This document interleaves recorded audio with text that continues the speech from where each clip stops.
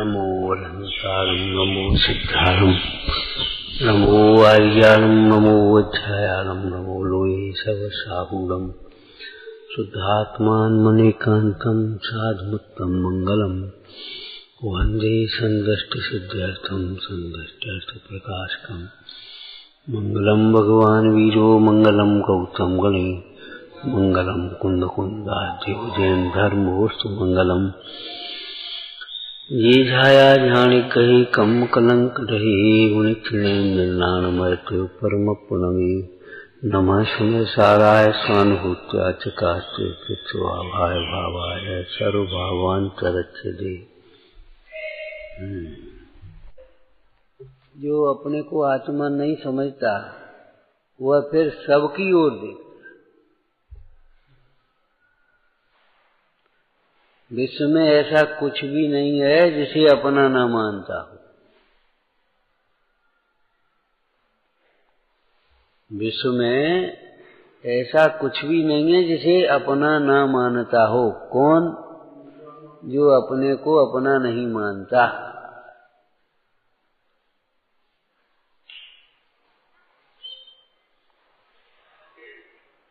इसलिए पर पदार्थों को अपना मानने पर अनंतानुबंधी दशा होती है। अनंतानुबंधी के एक अर्थ आपने पढ़ा है, बोलो। अनंत दुख का कारण, दूसरा अनंत संसार का कारण, तीसरा अनंत पदार्थों के साथ जिसका अनुबंध है। अनंत पदार्थों, अमृतचंद स्वामी ने कहा ऐसा कुछ भी नहीं है जिसे अपना नहीं मानता। इसको हमने अपनी किस भाषा में कहा होगा? कोई दृष्टांत याद है?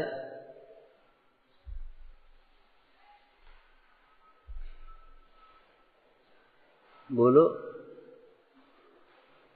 कोई हिंदुस्तान वाला पाकिस्तान को अपना मानता है कि हाँ ये हमारा शत्रु है। जी बैरी, बताओ, जी बैरी नहीं देखा, जी बैरी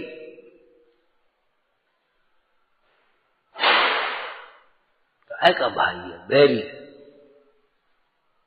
बताओ।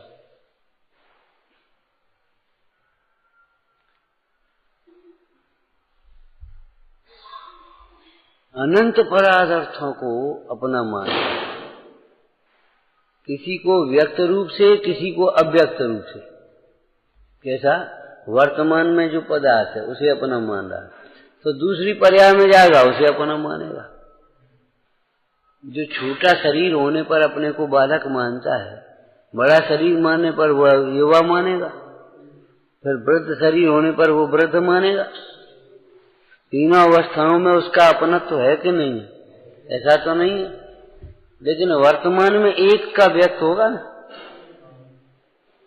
पैसा नहीं है तो वो गरीब मानता है, तो पैसा हो जाएगा वो धनी मानेगा कि नहीं मानेगा?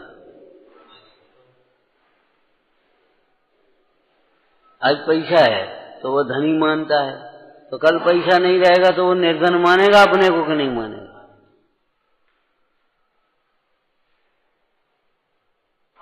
कौन मनवाएगा?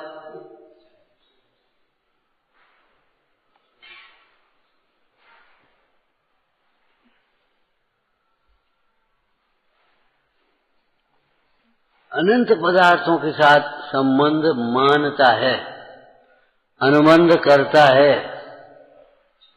किसी को अपना कर्ता मानता है, किसी को कर्म मानता है, किसी को करण मानता है।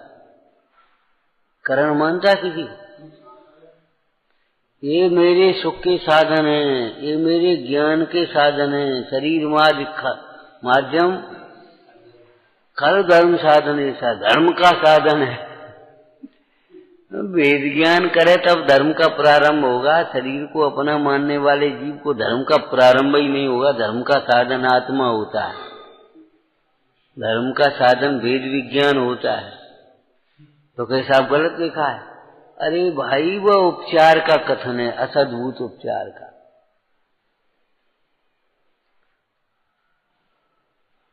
और व्यवहार को कैसे समझना चाहिए, ऐसा है नहीं परमार्थ।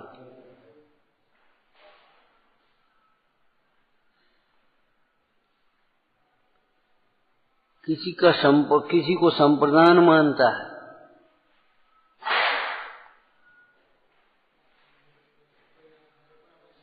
संप्रदान मानता है। इन बाल बच्चों के लिए अब कुछ करना है भाई, क्या करें बता। अजय समाज में रहते, समाज के लिए कुछ सोचना चाहिए अपन को।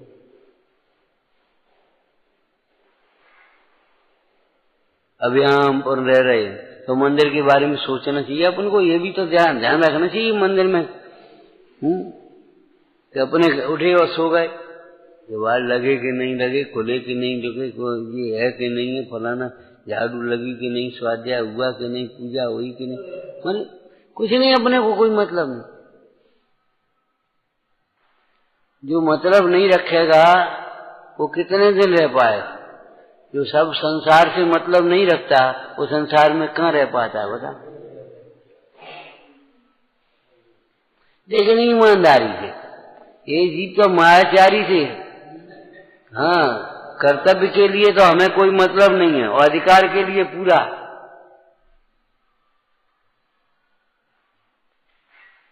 क्यों आशास नहीं हुआ? क्यों, क्या हो गया? जैसे जो नौकर लगे हो सो, और तुम लोग गड़बड़ कर देते हो, तुम लोग तो तुम सही क्यों नहीं करते? तुम सही कर दो,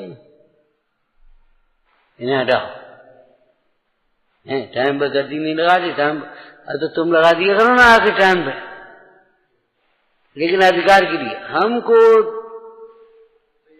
हाँ, ये ज्ञानियों की बात अलग है, न उन्हें कुछ कर्तव्य भासता है न कुछ अधिकार भासता है।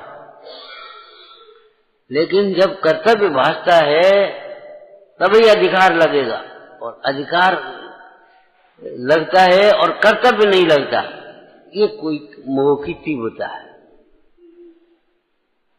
और कर्तव्य लगता है, अधिकार कुछ नहीं लगता, ये मोह की मंदता है। क्या कहा? अधिकार कुछ नहीं लगता, कर्तव्य लगता हमें। गीता की लाइन याद है, कर्तव्य में ही हाँ फल की वांछा नहीं। वो विनोबा का सुना रहे थे, उस बुढ़िया ने आकर के गांव में विनोबा से कहा, तो महाराज हमारा एक घर फालतू पड़ा है और चौकीदार है यहाँ गांव का, उसके पास घर नहीं, उसको दे रहे। ये दे दो, बढ़िया बात है। बुलाया चौकीदार, क्यों माँ जी तुम्हारे घर दे रहे तो तुम लोगे? हाँ, उसको अच्छी तरह तो सुनो, माँ जी की सेवा करनी पड़ेगी। तो झट से बुढ़िया माँ बोलती है, नहीं नहीं, इसलिए हम घर थोड़ी दे रहे हैं, हम सेवा करा।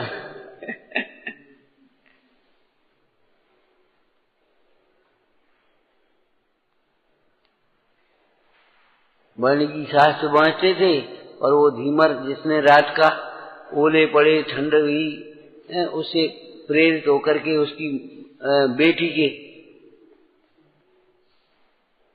उपदेश से उसको मछली पकड़ने का त्याग कर दिया। जाल को भी उठा करके आग में जला दिया, 2 रुपए का बेचने की बात नहीं करी।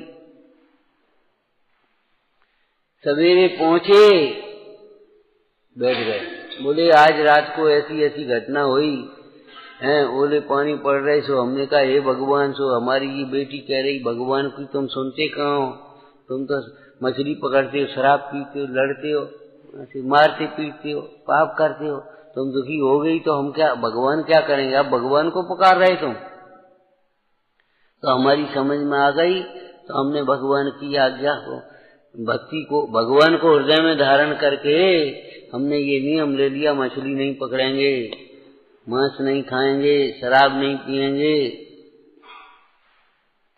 तो बगल में बैठे वो सिंगाई जी बोले, भैया तुम्हारा कल्याण हो, और तुम भैया कोई चीज की जरूरत हो तो हमसे कहना, कोई तकलीफ हो तुमको। बोले इसलिए हम सहयोग की भावना से थोड़ी आए, तुम हमारा कोई सहयोग करो, हम तो तुम्हें धर्मात्मा समझ करके साक्षी करने आए।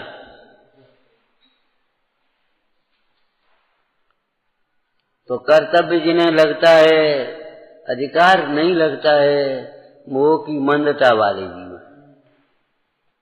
अधिकार जिन्हें लगता है, कर्तव्य कुछ नहीं लगता, हमारा काम, इससे हमें कोई मतलब नहीं। कर्तव्य तो नहीं लगता, अधिकार लगता है, ये मोह की तीव्रता वाले काम। वेद ज्ञानी को न कर्तव्य लगता है न अधिकार। वेद विज्ञानी जीवों को पर में न कुछ कर्तव्य लगता है न। भैया आप तो कहते हो ठीक है, अब ये छोटे बाल बच्चे हैं, इनके प्रति भी तो अपना कुछ कर्तव्य है। अब तुम्हें क्या कहें, कर्तव्य नहीं है ये भी समझ में नहीं आती, और जो व्यवहार से कर्तव्य है सो भी तुम्हारी समझ में नहीं आ रहा। निश्चय की नहीं है तो व्यवहार भी तुम्हारा ठिकाना नहीं। कर्तव्य का मतलब तुम बाल बच्चों की ओट से कमाते रहो, बनाते रहो, लगाते रहो, खवाते रहो, चाहे उल्टे सीधे संस्कार डालो, उल्टे सीधे काम करो,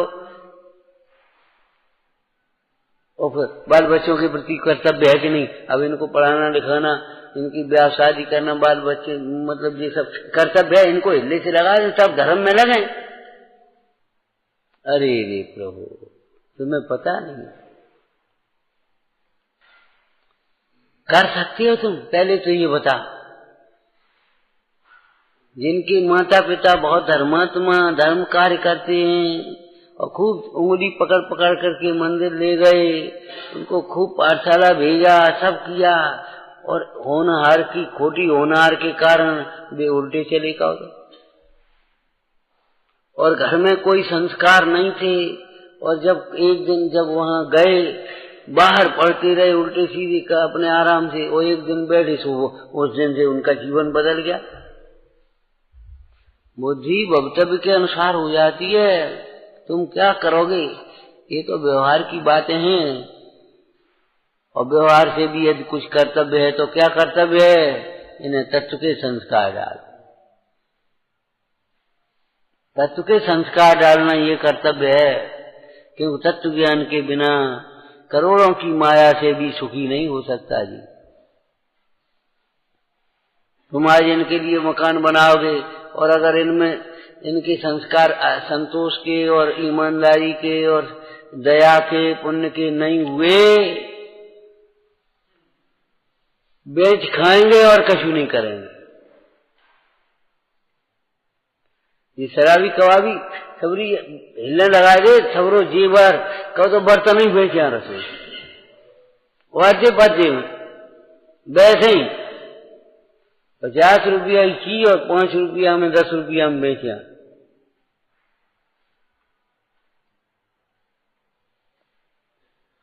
समाधि मान पाठ में कैसा लिखा, देखो भाई, अब मैंने भली प्रकार से जान लिया है ये देह नहीं रहेगी, इसलिए हमने तो देह से और तुम सबसे मोह छोड़ दिया है। अब हम अपनी आत्मा की आराधना पूर्वक देह छोड़ने के लिए तैयार हुए हैं, और तुम्हें दुखी नहीं हो तो तुम भी इस मोह को छोड़ो, ठीक है ना। दूसरी बात एक और बढ़िया कही, तुम अगर व्यवहार से हमको अपना पिता मानते हो तो हम तुम्हें तुम्हारे कल्याण के लिए कहते हैं, देवशास्त्र गुरु का श्रद्धान रखना, सत्पात्रों को दान देना, है दीन दुखियों पर दया भाव रखना, निर्वाणी का स्वाध्याय करना, असमर्थों की प्रति भी सहयोग सहाय का भाव रखना। कल एक बात कही थी, जाने तुम्हें? देखो भाई, गुरुजनों का अनादर होता है वहां तो पुण्य क्षीण होते ही हैं, लेकिन असमर्थों का भी अनादर होता है, वहां भी पुण्य क्षीण होते हैं। क्या पति पत्नी का अनादर करे तो पति का पुण्य क्षीण होगा, और पत्नी पति का अनादर करे तो पति ये कछु करता ही नहीं है, ये फलानो है या कि मैं ऐसो है, और ये ध्यान रखना पुण्य क्षीण होगा। पत्नी के प्रति करेगा तो पत्नी का, बड़े छोटे की बात कुछ नहीं है। नारद तो भैया सबका चार जी की भाषा बोल सकते हो, रे कारो तू कारो तो किसी के प्रति नहीं बोलना।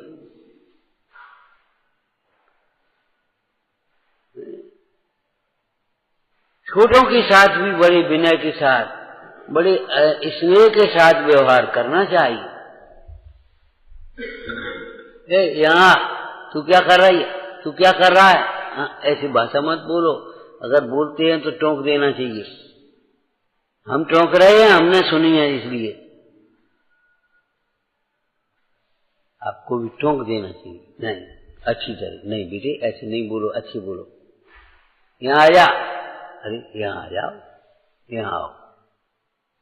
अरे छोटा है तो क्या यहाँ आ जा, अरे यहाँ आ जाओ कह दो तो क्या परेशानी हो रही है। बेबी सीख जाएंगे।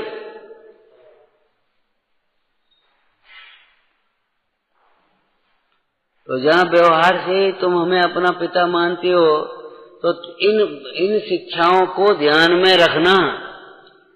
अन्याय मत करना, धन के लिए हिंसादिक पाप मत करना है, बड़ी न्याय नीति से कमाना, वही तुम्हारे लिए सुख शांति संतोष का कारण बनेगी। अनर्गल प्रवृत्ति, अनर्गल कमाई शांति नहीं देगी तुम्हें। कभी अभिमान के वशीभूत मत होना। ये सारी बातें आई उसमें, दो चार हमने अपनी भाषा में कही है, दो चार उसमें लिखी है, बाद बाकी देखना। हमने तुम्हारा करुणा बस हमने तुमसे ये बातें कही हैं। तुम्हारी समझ में आना आए तो मानना, नहीं समझ में आए तो भैया कोई बात नहीं, हमें कोई अपेक्षा नहीं। क्षमा मांगने का तरीका आज हमने बताया था। एक देखो भाई, आज तक हम रागवश तुम्हारी इच्छाओं की पूर्ति में सहायक होते रहे, क्षमा करना। अब हम तुम्हारी इच्छाओं की, अनुचित इच्छाओं की पूर्ति में सहायक नहीं होंगे। क्षमा करना। क्यों? इच्छाओं की पूर्ति से तृष्णा बढ़ती है, इच्छाओं की पूर्ति से सुख नहीं होता। इसलिए अब हम तुम्हारी अनुचित इच्छाओं की पूर्ति में सहायक नहीं होंगे। तुम भी हमसे अपेक्षा मत रखना। राग की पूर्ति में, भोगों में, अनुचित इच्छाओं की पूर्ति में नहीं करना। मोही जी तो भगवान तक को यहाँ आपकी कृपा बनी रहे, हमारा भंडार भरा रहे। अरे आपकी कृपा बनी रहे, हमें भेद ज्ञान बना रहे, जी सोचो, हमारे हृदय में संतोष बना रहे, हमारे परिणामों में शांतता बनी रहे, विरक्तता बनी रहे।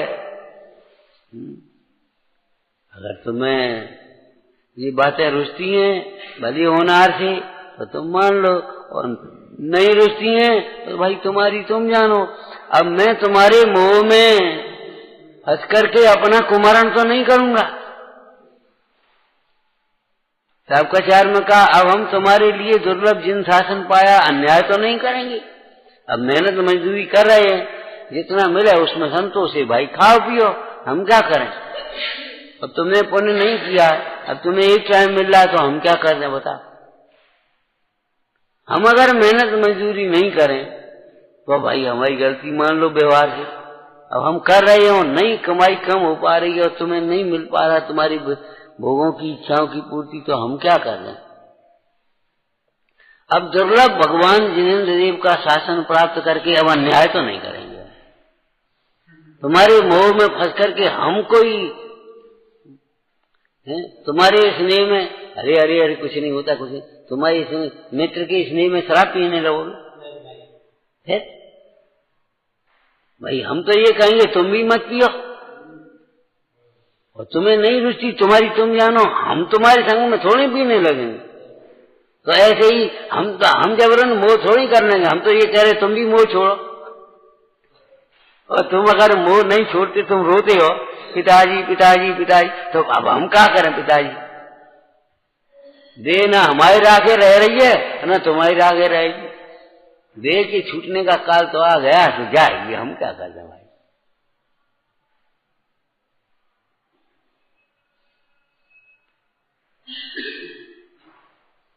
मोह से दुखी होना है, दुख में निमित्त होना। तो क्या कहा यहाँ पर, क्या चर्चा की हमने, मूल लाइन बोलो जो आज शुरू की है। जिस प्रकार तत्व चिंतन से वैराग्य बढ़ता है, उसी प्रकार विपरीत चिंतन से हमारी कथाएं बढ़ती चली आती है। जरा सी गुस्सा आई, अब तुम विपरीत चिंतन करते जाओ, गुस्सा बढ़ती चली आएगी। और अगर सही चिंतन करोगे भवितव्य का, उदय का, होनहार का और भेद ज्ञान का, वो टिकेगी नहीं, वो खत्म हो जाएगी। और तुम विपरीत चिंतन करोगे तो क्रोध बढ़ता चला जाएगा, विपरीत चिंतन करोगे तो मान बढ़ता चला जाएगा, लोभ बढ़ता चला जाएगा, मायाचारी बढ़ती चली आएगी। और सम्यक चिंतन करोगे तो वैराग्य बढ़ेगा। दृष्टांत क्या दिया था, इस प्रकार विपरीत इलाज से बीमारी बढ़ती है, विपरीत दिशा में गमन करने से लक्ष्य दूर होता जाता है, विपरीत उपायों से कार्य सिद्धि नहीं होती है, कार्य सिद्धि दुर्लभ दूर होती जाती है। ऐसे ही विपरीत चिंतन से राग द्वेष बढ़ते हैं। राग द्वेष का विस्तार समझ रहा है? राग द्वेष पर के आश्रय से होते हैं, और जितना पर के ही लक्ष्य में विचार करना चाहिए उतना ही राग द्वेष बढ़ते चले जाएंगे। अब राग के प्रसंग में राग बढ़ता चला जाएगा और द्वेष के प्रसंग में द्वेष बढ़ता चला जाएगा। विपरीत चिंतन से ही तो राग द्वेष हुए, और विपरीत चिंतन और करते जाओ तो राग द्वेष बढ़ते जाएंगे। जैसे अग्नि में ईंधन डालते जाओ तो अग्नि की ज्योति लौ बढ़ती तो जाएगी। रे मन कर सदा संतोष, उस भजन में लिखा है, अग्नि में ईंधन परंते ज्योत ऊंची हो। ऐसे ही ज्यों ज्यों परिग्रह बढ़ता है त्यों त्यों तृष्णा बढ़ती है, संतोष नहीं। इसलिए रे मन कर सदा संतोष। उपासका जन की प्रस्तावना में एक चर्चा है। मैंने देखो, किसी के पास अभी 5,000 रुपया भी नहीं है और उसने परिग्रह परिमाण की बात सोची, उन्हें कहा 1 लाख का परिग्रह परिमाण कर लें अपन। ज्यादा से ज्यादा 1 लाख होने, 1 लाख से ज्यादा तो होंगे नहीं, 1 लाख को अपन नियम करेंगे, 1 लाख का परिमाण करें। तो उन्होंने लिखा, इस प्रकार का नियम कोई नियम थोड़ी है। अरे है तो हमें से घटाओ तो परिग्रह परिमाण है। अब जो नहीं है नहीं 5,000 और 1 लाख को परिग्रह परिमाण करें। लेकिन फिर उन्होंने एक लाइन लिखी, भाई बिल्कुल नियम न लेने से ये भी नियम अच्छा ही है, कोई सीमा में तो आए 1 लाख के ना।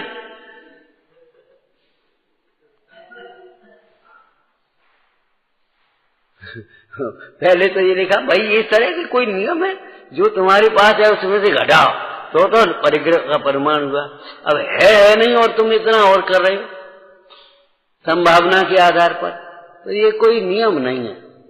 फिर उन्होंने कहा, बिल्कुल परिग्रह का परिमाण नहीं करने से क्या होगा बताओ। जैसे 1 लाख तुम्हारे पास नहीं है और तुमने 1 लाख का नियम कर दिया, तो कम से कम 1 लाख हो जाएंगे तो रुकोगे तो।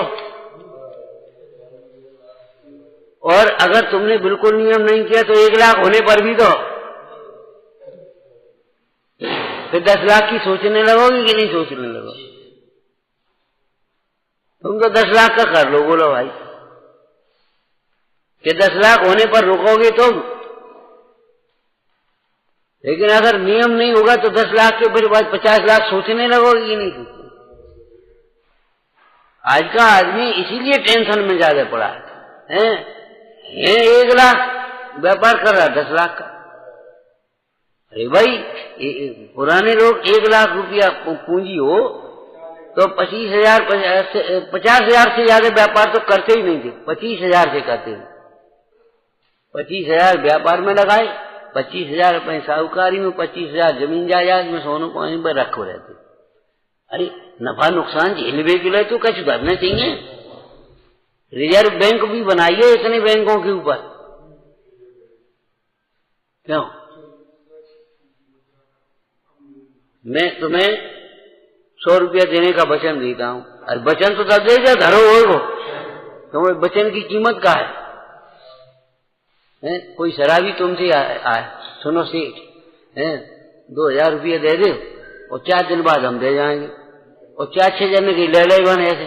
अब वो दे कहां से आगे बता, कह तो रहो सौगंध खाए कह रहे, 5 पकड़े कह रहे, गंगा कहीं हाथ उठाए कह रहे, अरे तुम कह रहे हो क्या का क्यों कह ले, ये बता दे कहां से जाओ? या ऐसे ही यार तुमने 4-6 जन की ले रखी है और बेव नहीं दे रहे हो और तुम्हारी कमाई का क्यों है नहीं, तो दे, हम 3 रुपये सैकड़ा को देंगे। अरे तुम दे कहां देती हो, तो पहले ये तो बता दे।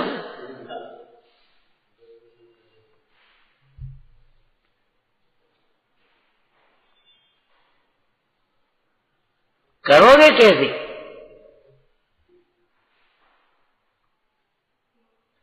तुम्हारी शक्ति तो सीमित है, अपना कार्य करने की शक्ति है, पर का कार्य करने की शक्ति है ही नहीं। अब तुमको हम कर देंगे, हम कर देंगे, हम बचा देंगे, हम कर बदल देंगे, हम सुधार देंगे। अरे तुम क्या कर पाओगे? कछु तो नहीं कर पाओगे। कई बार ऊपर की बातें नहीं, बहुत से लोग सोचते हमारे बच्चों में अच्छे संस्कार पड़ जाएं, अच्छे हो जाएं, और बहुत हिसाब से रखते हैं, डांटना भी है, लाड प्यार भी है, समझाना भी है, और तो भी बेचारों को संस्कार नहीं पढ़ पाते तो नहीं पढ़ पाते, क्या कर दें? शारदत्त को देखो क्या हो गया, कहां बिगड़ा, कहां कैसा था, वर्तमान में ही नहीं चौथे काल में भी देख लो, कहां तो वो शादी नहीं करना चाह रहा है, और शादी हो गई तो पत्नी की ओर देखना ही नहीं चाह रहा, अपना स्वाध्याय में लगा, और कहां वो बेस्या के यहाँ कैसा रहना। अरे भाई, एक पर्याय में दूसरे पर्याय का अभाव है, ये परमार्थ है। प्रोग्राम बदल गया, कल प्रोग्राम बनाया था, वो बदल गया प्रोग्राम, अपने विकल्प बदल गए, प्रोग्राम तो भगवान के ज्ञान में झलक रहा होगा। प्रोग्राम तुम बदलने वाले बनाने वाले होते कौन हो कि प्रोग्राम बदल गया, वो स्थगित हो गया। अरे वहां तो पहले विकल्प बदल गए, विकल्प हो गए, विकल्प रुक गए, बाद बाकी कार्य का परिणमन तो बताओ, अनादि से अनंत काल तक पर्याय का प्रवाह चला आ रहा है, चला आ रहा है। तो किसी को संप्रदान मानता है, उनके लिए ही अपना जीवन खपा देता है, किसी को अपादान मानता है, कितनी अपेक्षाएं रखता है,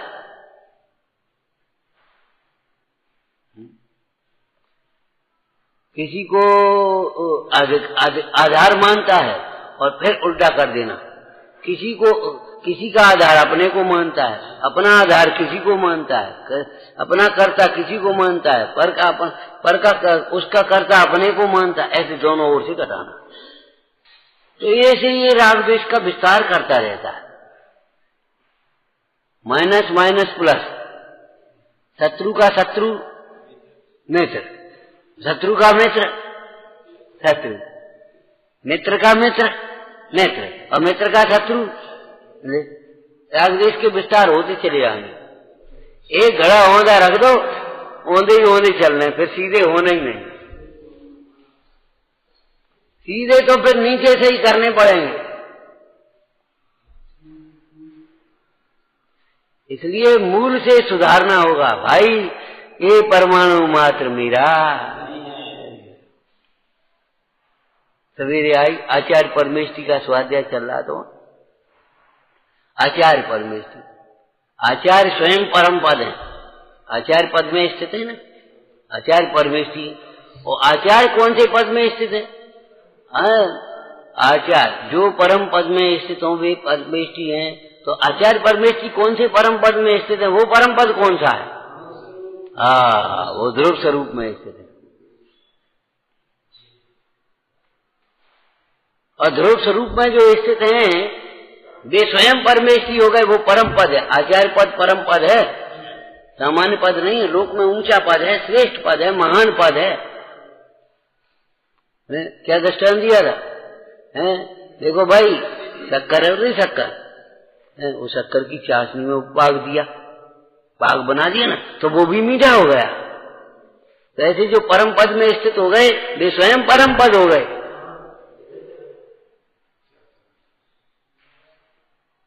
वो भी तो मीठा हो गया भाई। शकर पाग क्या बोलते भाई, हैं? शकर पाग हो तो वो भी तो मीठे हो गए कि नहीं हो गए? अब वेद ज्ञान की अलग बात है क्या, तो उसमें भी शक्कर ही मीठी है, ऐसे इस परम पद में भी ध्रुव पद ही परम पद है। और वह परम पद अपने भीतर है। उस परम पद में स्थित होता है वही है, साधु पद में स्थित है वही, उपाध्याय पद में स्थित है वही, आचार्य पद में स्थित है वही, अनंत पद में स्थित होता है और वही सिद्ध पद में स्थित होता है।